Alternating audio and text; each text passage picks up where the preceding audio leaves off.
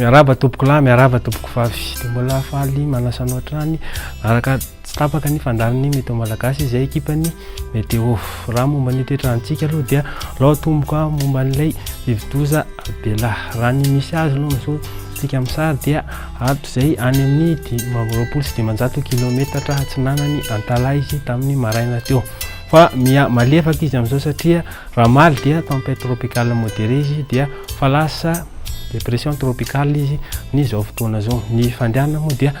bakandrefana izy ary manana fainganam-pandeha eo amin'ny 80 kilometatra isan'ora eo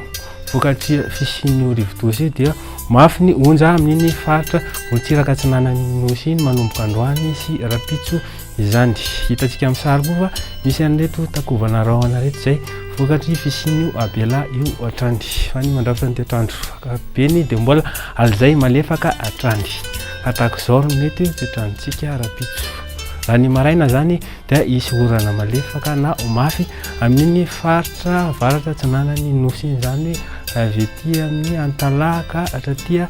Manoro aty ny aty avoatany moa dia andrahony zany ary inandrefany iny dia fandrasa andrahona sy ny masoandro atrany any tolakandro dia mbola itoy atrany ny orana amin'ny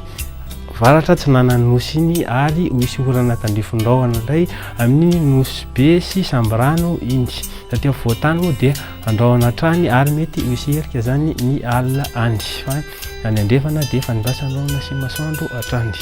any maripanina vovinavinina Rapitso indray dia 10 degré Celsius ny farany ambany zay amin'ny vakana karatra iny fa ty amin'ny Morontsiraka atsinanana ty zany somary ambanimbany maripana satria dia 20 zany amin'iny raha ny tolakandro indray dia tahaka zao ny maripana manodidina ny 20 ka hatrany 20 degré Celsius na tia voatany ary mihoatra ny 30 zany amin'iny Morontsiraka iny raha andeha amin'reto tanàn-dehibe reto indray anao dia fantaro fa tahaka zao ny toetrandro hitanao any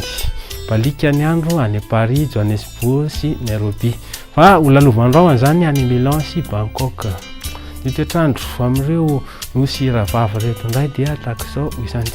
norana malefaka any Pôly fampiasa andrahona sy masoandro zany ny Seychelles sy Comores ary anjaka mihitsy ingaby masoandro any Saint-Denis zay indray ny afaka atolotra amin'ity alina ty fa Rapitso indray veloma tompo